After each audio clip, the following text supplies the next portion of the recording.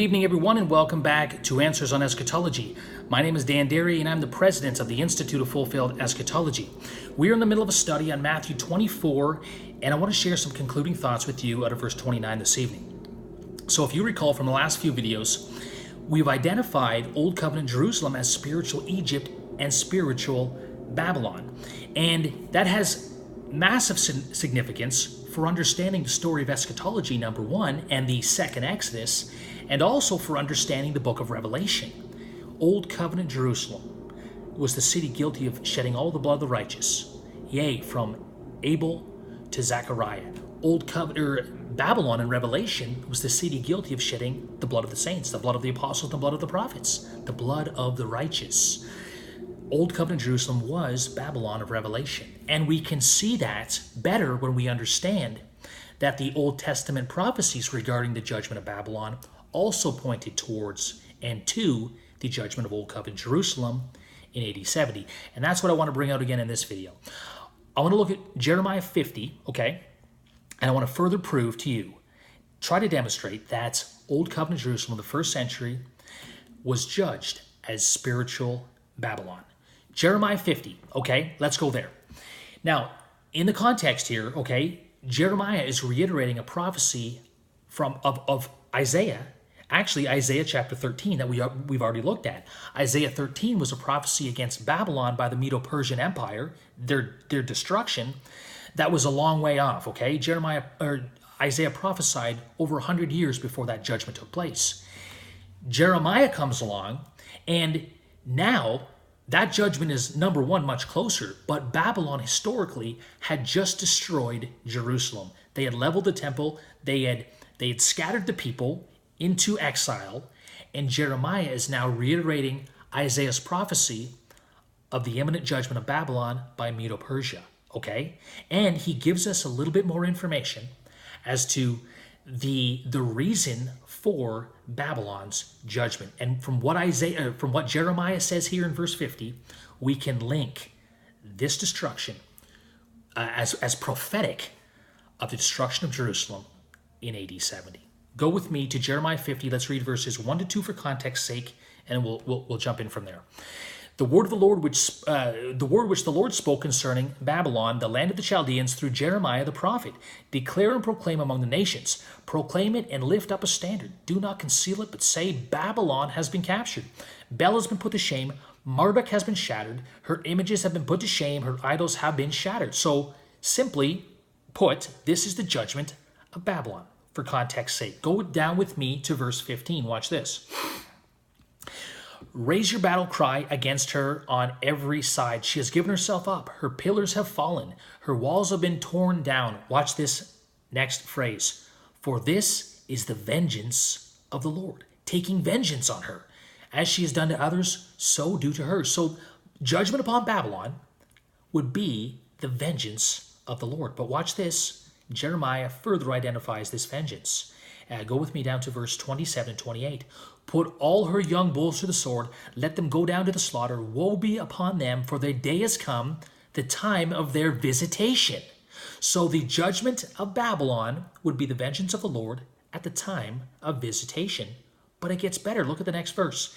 There is a sound of fugitives and refugees from the land of Babylon, to declare in Zion the vengeance of the Lord our God. Vengeance for his temple. So remember, the temple had just been destroyed by Babylon. And now Jeremiah is reiterating Isaiah's prophecy of Babylon's judgment and destruction for their judgment and destruction of the temple in Jerusalem. So catch the overall theme here, okay? This framework that we have in Jeremiah 50 regarding Babylon's judgment. When Babylon will be judged, she would be judged for her destruction and defilement of the temple, and that would be the vengeance of the Lord at the time of visitation. With that in mind, go with me to Luke chapter 19. We're going to see something very, very powerful here. Luke 19, let's read verses 41 down to verse 46. When he approached Jerusalem, that's Jesus, he saw the city and wept over it, saying, if you had known in this day, even you the things which make for peace, but now they've been hidden from your eyes. For the days will come upon you when your enemies will throw up a barricade against you and surround you and hem you in on every side.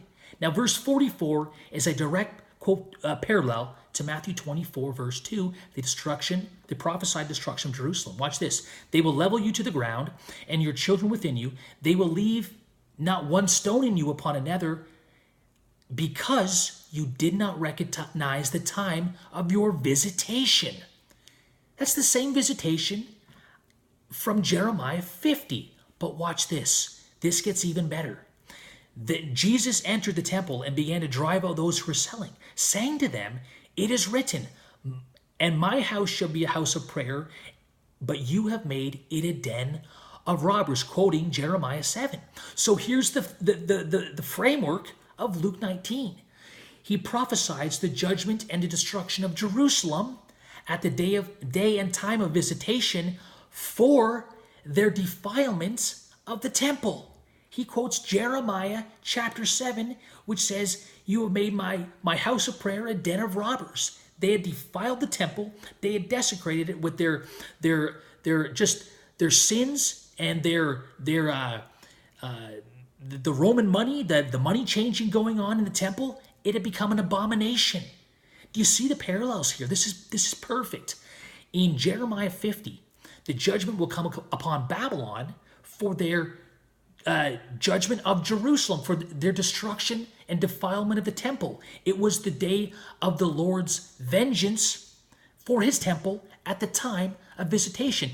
In Luke 19, we have the judgment prophesied of Old Covenant Israel, Old Covenant Jerusalem, at the time of visitation for their defilement of the temple. But it gets even better. Go with me to Luke 21. We'll tie this last piece together. Luke 21 and verse 20. Watch this. Jesus says, "But when you see Jerusalem surrounded by armies, then recognize that her desolation is near. Then let those who be in Judea flee to the mountains. Those who are in the midst of the city must leave, and those who are in the country must not enter, because these are the days of vengeance, so that all things written would be fulfilled." That destruction of Jerusalem was what Jesus prophesied in Luke 19, when every stone would be thrown down. Same with Matthew, parallel to Matthew 24, verse 2. So catch this. In the context of Jerusalem's destruction in the days of vengeance, at the time of visitation for the Jews' defilement of the temple, Old Covenant Jerusalem would be judged and destroyed. And that's exactly what took place in the judgment of Babylon. Jeremiah said when Babylon was judged, it would be in the days of vengeance for their defilement of the temple, and that would be at the time of visitation. Perfect parallel. This identifies Jerusalem as Babylon, and it means that that judgment that came historically upon Babylon, that was prophesied in Isaiah 13, reiterated in Jeremiah 50, actually pointed forward to the first century judgment of Old Covenant Jerusalem that Jesus prophesied will come upon them for their defilement of the temple, for their murder of the prophets, for their persecution of the saints, and that would come in the days of the Lord's vengeance, at the time of his visitation, which they missed, and it would come as their judgment being spiritual Egypt and spiritual Babylon. And all that judgment, everything we've said here, Jesus alluded to it all in Matthew 24:29. In his language, his symbolic, metaphorical, prophetic language of the darkening of the sun, the falling of the stars, the moon not shedding its light. That was imagery. That was Old Testament language that prophesied Jerusalem's destruction as Egypt and as Babylon.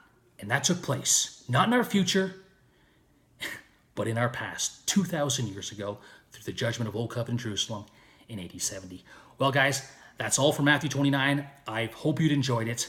You have a great weekend. We'll see you on Monday. Bye for now.